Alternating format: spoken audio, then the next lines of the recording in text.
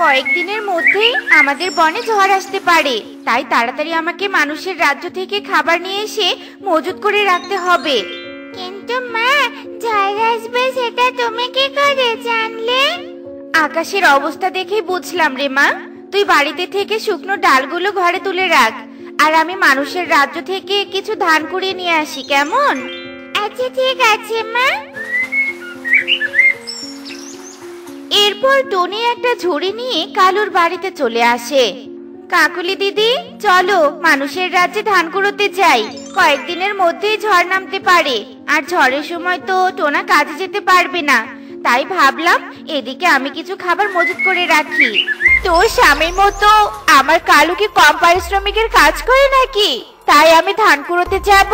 কালু তো দিনে 300 টাকা পারিশ্রমিক পায়, আর টোনা তো শুধু 200 টাকা পারিশ্রমিক পায়, বুঝেছিস? কালু দাদা অনেক দিন থেকে ওই মালিকের জমিতে কাজ করে, এজন্য তার পারিশ্রমিকটা একটু বেশি। যতই বেশি টাকা পাক না কেন, বসে খেলে খুব তাড়াতাড়ি শেষ হয়ে যায়। আর তাছাড়া তোমাদের ভালোর জন্য কথাটা বললাম। হয়েছে, তোকে এত ভালো কথা বলতে হবে না। এখন তো এখান থেকে যা, তো আমি বিশ্রাম করব। এরপর টুনি কিছু না বলেই সেখান থেকে মানুষের রাজ্যে চলে যায়। এই তো এখানে কতগুলো ধান পড়ে আছে, আমি বরং তাড়াতাড়ি ধানগুলো কুড়োতে থাকি। এসব বলে টুনি ধান কুড়াতে থাকে, আর এভাবেই সারা দিন কেটে বিকেল হয়ে যায়। আর বিকেল হতেই টোনা ও কালু কাজ থেকে বাড়ি ফিরে আসে। কালু, আজ আমার জন্য কাচ্চি বিরিয়ানি নিয়ে এসেছো?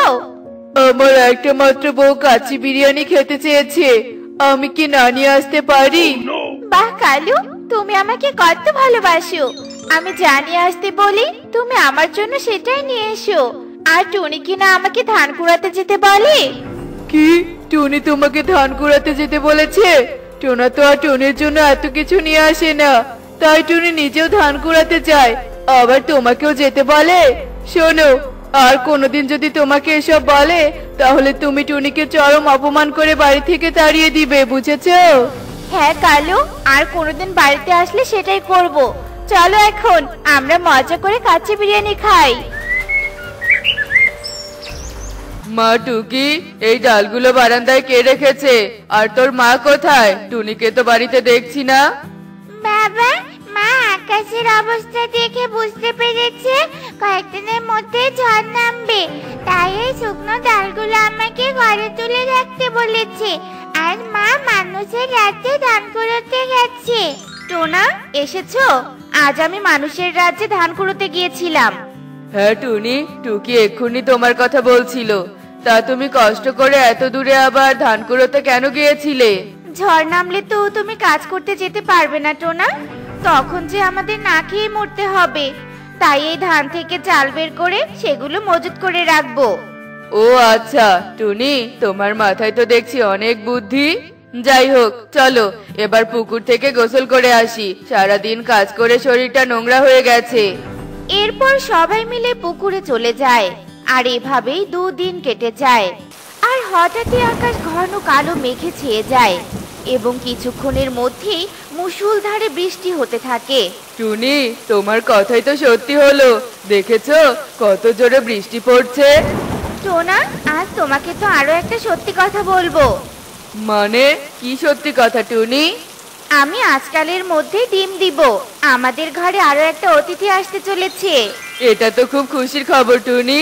এই সময় তুমি একদম বাইরে যাবে না, শুধু ঘরে বসেই বিশ্রাম করবে, কেমন? কালু, টুনির কথাই তো দেখছি সত্যি হলো। তুমি ছাতা নিয়ে এক্ষুনি বাজারে যাও, আর কিছু খাবার কিনে নিয়ে এসো। এই বৃষ্টিতে বন্যা চলে আসলে যে বাজার ডুবে যাবে, তখন আমাদের না খেয়ে মরতে হবে। আচ্ছা ঠিক আছে কাকুলি, আমি সব টাকা দিয়ে খাবার কিনে নিয়ে আসবো। এসব কথা বলে কালু ছাতা মাথায় দিয়ে বাজারে চলে যায়, আর হোটেল থেকে দামি দামি খাবার নিয়ে বাড়িতে চলে আসে। এভাবেই আরো কয়েকদিন কেটে যায়, আর বৃষ্টিও থেমে যায়। কালু, বৃষ্টি থেমে গেছে, তাড়াতাড়ি কাজে যাও, ঘরে যে আর কোনো খাবার নেই। আচ্ছা ঠিক আছে কাকুলি, আমি এক্ষুনি যাচ্ছি। টোনা, আমাদের ডিমটা কত সুন্দর হয়েছে, আমাদের ছানাটা অনেক সুন্দর হবে।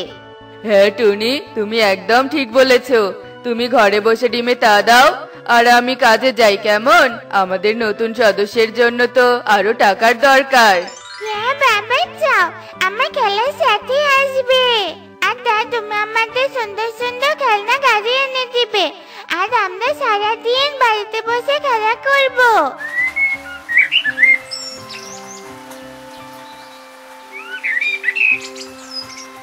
টোনা, কাজে যাচ্ছিস নাকি? মালিকের জমিতে তো পানি দিয়ে ভরে গেছে, তাই সবাইকে কাজে যেতে নিষেধ করেছে। আমি তো কাজে গিয়ে ঘুরে আসলাম। আমি তাহলে বাড়িতে যাই। পথে কথাটা বলে ভালোই করলে, নয়তো আমাকেও ফিরে আসতে হতো। এরপর কালু বাড়িতে চলে আসে আর কাকুলিকে সব কথা খুলে বলে। কি বলছো কি এসব? ঘরে তো কোনো খাবার নেই, তাহলে আমরা এখন কি খাবো? ক্ষুধার জ্বালায় যে পেট জ্বলে যাচ্ছে কালু। তুমি যেভাবে পারো খাবারের ব্যবস্থা করো কালু। কাকুলি, আমার মাথায় একটা বুদ্ধি এসেছে, চলো আমরা সেই বুদ্ধিতে কাজ করি। তারপর কালু তার সব বুদ্ধির কথা কাকুলিকে খুলে বলে।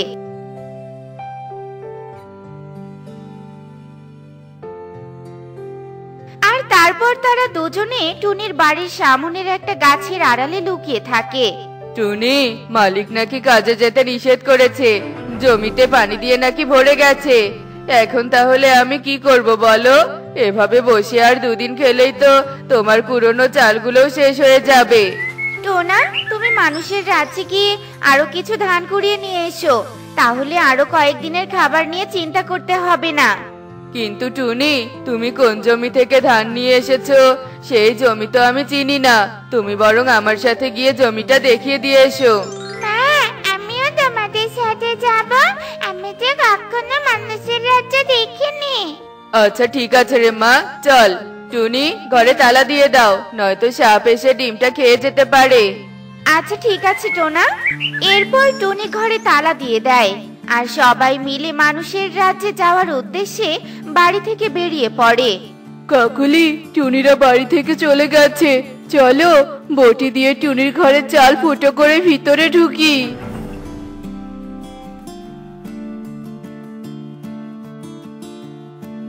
কাকুলি দেখো, টুনি দেখছি ডিমও দিয়েছে, চলো আমরা ডিমটাও নিয়ে যাই। বাজারে পাখির ডিমের অনেক দাম, ডিম বিক্রি করলে তবুও কিছু টাকা পাওয়া যাবে। আরে বোকা কালু, ডিম চুরি করলে তো টুনিরা বুঝে যাবে তাদের ঘরে চোর ঢুকেছিল, তখন আর কখনো চাল চুরি করতে পারবো না। তাই এখান থেকে কিছু চাল চুরি করে নিয়ে যাই, তাহলে প্রতিদিন চাল টাকা পয়সা চুরি করতে পারবো, বুঝেছো? হ্যাঁ কাকুলি, তুমি একদম ঠিক বলেছো। কাকুলি, পাতা দিয়ে এই ফুটোটা বন্ধ করে দেই, তাহলে টুনিরা বুঝতেই পারবে না ওদের ঘরে চোর ঢুকেছিল। এরপর কালু একটা বড় পাতা এনে টুনির ঘরের চালের ফুটোর অংশ বন্ধ করে দেয় আর তারা তাড়াতাড়ি সেখান থেকে চলে যায়। আর কিছুক্ষণ পর টোনা ও টুনি বাড়িতে চলে আসে। দেখেছো টোনা, তিনজন মিলে ধান কুড়িয়েছি বলে তাড়াতাড়ি এত বেশি ধান কুড়াতে পেয়েছি, নয়তো একজন ধান কুড়ালে বিকেল হয়ে যেত। হ্যাঁ টুনি, তুমি একদম ঠিক বলেছো। এখন তুমি ঘরে গিয়ে ডিমে তা দাও, আর আমি ধান থেকে চাল বের করছি। এ কি টুনি, এখানে তো চাল কম দেখা যাচ্ছে। মনে হচ্ছে আমরা না থাকায় কেউ ঘরে ঢুকে কিছু চাল চুরি করে নিয়ে গেছে। কিন্তু টোনা, ঘরের দরজা তো আমি তালা মেরে গিয়েছিলাম, তাহলে চোর কি করে ঢুকবে? চোরের মাথায় কত দুষ্টু বুদ্ধি থাকে, নকল চাবি দিয়ে হয়তো তালা খুলেছে। এক কাজ করব, কাল সকালে ঘরে তালা মেরে লুকিয়ে থেকে দেখব যে সত্যি কোনো চোর আসে নাকি, আর আমি ঘরের ভিতরে থেকে চোরকে শাস্তি দিব। হ্যাঁ টোনা, সেটাই করতে হবে। এসব বলে টোনা বাকি চালগুলো সেখানে রেখে দেয় আর এভাবেই সেই দিন কেটে যায়। পরের দিন সকাল হতে টুনি ও টুকি ঘরে তালা মেরে একটা গাছের আড়ালে লুকিয়ে পড়ে। আর কিছুক্ষণ পরে কালু কাকুলি তাদের বাড়িতে চলে আসে। কালু দেখো, ঘরের চালের ফুটোটা এখনো আছে, তার মানে টোনা টুনি বুঝতেই পারেনি যে তাদের চাল চুরি হয়েছে। ওরা বুঝে আজকেও ধান কুড়াতে গেছে। এই সুযোগে তাড়াতাড়ি ঘরে ঢুকে আরো কিছু চাল নিয়ে যাই। এসব বলে কালু কাকুলি ঘরের চালের পাতা সরিয়ে ফুটো দিয়ে ঘরে ঢুকে পড়ে। আর যেই না চাল নিতে যাবে ঠিক তখনই টোনা চুপি চুপি পেছনে এসে কালু আর কাকুলির লেজ কেটে দেয়। কি টোনা, আমাদের কি সর্বনাশ করলি? লেজ ছাড়া আমাদের তো দেখতে খুব বিশ্রী দেখা যাবে, আর তখন তো সবাই আমাদের চোর বলবে। এজন্যই তো লেজ কেটে দিয়েছি, যাতে তোমরা আর কখনো চুরি করতে না পারো। চুরি করলে তার শাস্তি পেতেই হয়। কেন যে সেদিন টুনির কথা শুনে ধান কুড়াতে গেলাম না? আজ যদি কুড়োনো ধান ঘরে থাকতো তাহলে চুরি করতে আসতে হতো না। এখন থেকে টুনির মতো পরিশ্রম করে টাকা পয়সা খাবার দাবার মজুত করার চেষ্টা করব। শেষমেশ তো সবই বুঝলে, কিন্তু নিজেদের ক্ষতি হওয়ার পরে। আর শোনো, চুরি করার বুদ্ধি তো দেখছি তোমাদের মাথায় অনেক বেশি। কিভাবে ঘরের চাল ফুটো করেছো, এমন বুদ্ধি যদি ভালো কাজে লাগাও তাহলে নিজেরা ভালো কিছুই অর্জন করবে, বুঝলে? টুনির মুখে এসব কথা শুনে কালু ও কাকুলি চোখের জল ফেলতে থাকে। এরপর তারা সেখান থেকে চলে যায়। এ কি মা, তুমি আবারও সকাল সকাল উঠে কাঠ কাটতে শুরু করেছো? তোমাকে না বলেছি তোমার বয়স হয়ে গেছে আর তোমাকে কাঠ কেটে সংসার চালাতে হবে না। এখন থেকে আমি বন থেকে কাঠ কেটে নিয়ে আসবো। এখন এসো তো, এসো, খাবে এসো। এরপর টনি তার বৃদ্ধা মাকে খাবার খেতে দেয়। আর কিছুক্ষণ পর একটা কুড়াল নিয়ে এসে জঙ্গলে কাঠ কাটতে চলে যায়। আর কিছুক্ষণ কাঠ কাটার পর অনেক জোরে বৃষ্টি শুরু হয়ে যায়। এ কি, এত জোরে বৃষ্টি শুরু হয়ে গেল? এখন আমি কোথায় যাব? এই জঙ্গলে তো কারো বাড়ি আছে বলে মনে হয় না। আমি বরং কাঠগুলো নিয়ে বাড়ির পথে চলে যাই। এই কথা বলে টনি কাঠগুলো পিঠে নিয়ে বাড়ির দিকে চলে যায়। আর কিছু দূর যাওয়ার পর সে গাছের ডালে একটা বাড়ি দেখতে পায়। আর তখনই সেই বাড়ির সামনে চলে যায়। বাড়িতে কেউ আছেন? টনির ডাক শুনে এক তান্ত্রিক এসে দরজা খুলে দেয়। বাইরে প্রচন্ড বৃষ্টি হচ্ছে, এই সময় যদি আমাকে একটু আশ্রয় দিতেন তাহলে আমার খুব উপকার হতো। ঠিক আছে রে মা, তুই ভিতরে আয়। শোন রে মা, তুই এই ঘরটায় যতক্ষণ ইচ্ছা থাকতে পারিস। আর কোনো দরকার পড়লে আমাকে স্মরণ করিস, কেমন? কিন্তু সাবধান, এই ঘরে থাকা কোনো জিনিসে ভুলেও হাত দিবি না। এরপর তান্ত্রিক সেখান থেকে চলে যায়। উফ, না জানি বাবা এই বৃষ্টিটা কখন কমবে। ওয়াও, কি সুন্দর তিনটে পুতুল। না না, এই পুতুলে হাত দেওয়া যাবে না। তান্ত্রিক বাবা তো আমাকে কোনো কিছুতে হাত লাগাতে নিষেধ করেছে। টুনি পাখি, ও টুনি পাখি, তুমি কি আমাদেরকে এই তান্ত্রিকের অভিশাপ থেকে মুক্ত করতে পারবে? বলো না টুনি পাখি, বলো না। এ কি, হে আমি কি দেখছি? পুতুল কি না কথা বলছে? আর তান্ত্রিক বাবার অভিশাপ থেকে তোমাদের মুক্ত করব কিভাবে? তবে কারা তোমরা? আমরা হলাম মেঘ। ওই যে বড় পুতুলটা দেখছো, ওটা আমার মা মেঘরানী। আর আমরা হলাম দুই মেঘ কন্যা। ও আচ্ছা, তা তোমাদের এই অবস্থা হলো কিভাবে? শোনো তাহলে। শোন তোরা, এত রাতে আর এই ঘন জঙ্গলের মধ্যে আমি আমাদের রাজ্যে যাওয়ার পথ হারিয়ে ফেলেছি। তাই সকাল হওয়া অবধি আমাদেরকে এই জঙ্গলে কাটিয়ে দিতে হবে। ঠিক আছে মা। মা মা, ওই দেখো দূরে একটা বাড়ি দেখা যাচ্ছে। আমরা বরং আজকের রাতটা ওই বাড়িতে আশ্রয় নেই। এরপর আমরা এই বাড়িতে এসে তান্ত্রিককে দেখতে পাই। আর তারপর তান্ত্রিক আমাদেরকে এই ঘরে নিয়ে এসে বলে, তোমরা এই ঘরে যতক্ষণ ইচ্ছে থাকো, আর কোনো কিছুর প্রয়োজন পড়লে আমাকে স্মরণ করবে, কেমন? এরপর ওই তান্ত্রিক চলে যায়। আর এভাবেই দেখতে দেখতে সেই রাত কেটে যায়। আর সকাল হতেই যেই না আমরা দরজার কাছে যাব, ঠিক তখনই তান্ত্রিক পিছন থেকে বলে ওঠে, কোথায় যাচ্ছ তোমরা? আমার বাড়িতে এসেছো তোমরা নিজেদের ইচ্ছায়, আর যেতে হবে আমার ইচ্ছায়। আর এজন্য তোমাদেরকে আমার দুটো প্রশ্নের উত্তর দিতে হবে। সঠিক উত্তর দিলে তবেই তোমরা যেতে পারবে। হা হা হা হা হা। আচ্ছা ঠিক আছে, তবে আপনি আমাদের প্রশ্ন করুন। এরপর তান্ত্রিক বাবা আমাদেরকে দুটো প্রশ্ন করে, কিন্তু আমরা তার প্রশ্নের উত্তর দিতে পারিনি। মূর্খের দল, তোদেরকে আমি আশ্রয় দিয়ে উপকার করেছি, কিন্তু তোরা আমার প্রশ্নের উত্তর দিয়ে আমাকে সাহায্য করতে পারিসনি। তাই আজ থেকে তোরা এই বাড়িতেই বন্দি থাকবি। তান্ত্রিকের কথা শুনে আমরা অনেক রেগে যাই। আপনার বাড়িতে আশ্রয় নিয়ে আমরা অনেক বড় ভুল করে ফেলেছি, আর আপনি আমাদের সামান্য একটু উপকার করে আমাদেরকে চিরদিনের জন্য আটকে রাখতে পারবেন না। হ্যাঁ মা, তুমি এক্ষুনি তোমার জাদু শক্তি দিয়ে এই দরজাটা ভেঙে ফেলো। এরপর আমাদের মা রেগে গিয়ে তার জাদু শক্তি দিয়ে দরজাটা ভেঙে ফেলে, আর তা দেখে তান্ত্রিক বলে, তোদের এত বড় সাহস, তোরা কিনা আমার বাড়িতে এসে আমার ঘরের দরজা ভেঙে ফেললি? তবে দেখ আমি তোদের কি অবস্থা করি। এরপর তান্ত্রিক জাদু করে আমাদের 3 মেয়েকে পুতুল বানিয়ে দেয়। শক্তি দেখাবি তাই না? এবার দেখা তোদের কত শক্তি। আমার থেকে শক্তিশালী এই জঙ্গলে আর কেউ নেই। আমি এই বনে রাজত্ব করতে এসেছি। আমার 2টো প্রশ্নের উত্তর যে দিতে পারবে নিশ্চয়ই সে অনেক বুদ্ধিমতী হবে।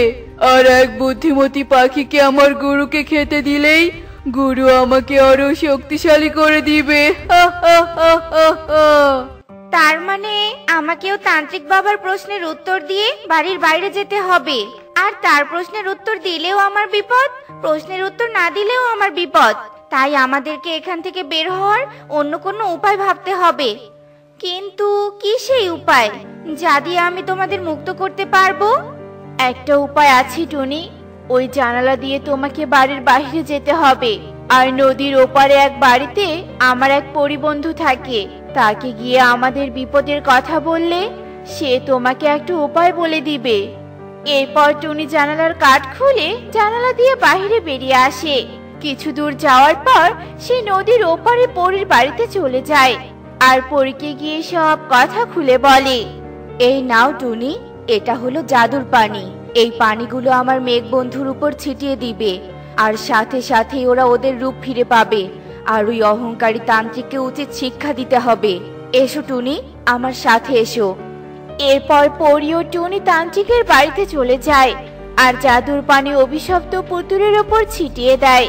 আর সাথে সাথেই 3 মেঘ তাদের রূপ ফিরে পায়। ঠিক তখনই সেখানে তান্ত্রিক চলে আসে। কি তোদেরকে মুক্ত করলো? তান্ত্রিক, আমি আর পরী মিলে এদের মুক্ত করেছি। আপনি আপনার শক্তি বাড়ানোর উদ্দেশ্যে আমাদেরকে থাকতে দিয়েছেন, তাই না? আর আপনার সকল উদ্দেশ্য আর অহংকারের কথা জেনে গেছি আমরা। তাই নাকি? তোরা এই তান্ত্রিকের সাথে লড়াই করতে এসেছিস? তবে আমি তোদেরকেও পুতুল বানিয়ে দিব। এই কথা বলে তান্ত্রিক টুনি ও পরীর দিকে তার জাদু শক্তি ছুড়ে দেয়, কিন্তু পরী তার জাদুই কাঠি দিয়ে সেই জাদু শক্তি নষ্ট করে দেয়। দাঁড়াও তান্ত্রিক, তুমি যদি সত্যি নিজেকে শক্তিশালী মনে করো তাহলে আমার সাথে যুদ্ধ করো, টুনির মতো অসহায় পাখিদের সাথে নয়। তুই আমার সাথে যুদ্ধ করবি? মরবি, তুই মরবি। ঠিক আছে, যুদ্ধের জন্য প্রস্তুত হয়ে নে।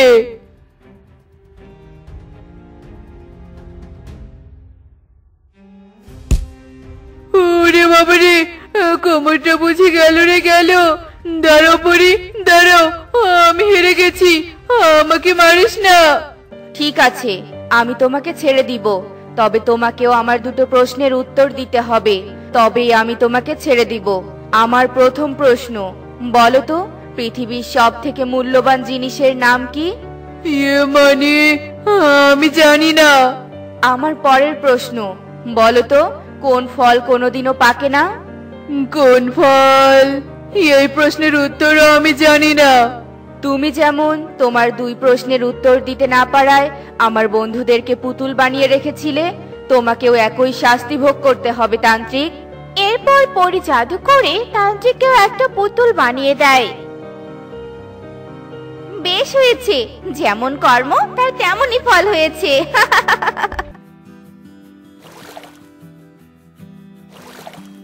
দেখলে তো বন্ধুরা, যে যেমন কর্ম করে ঠিক তেমনই ফল পায়।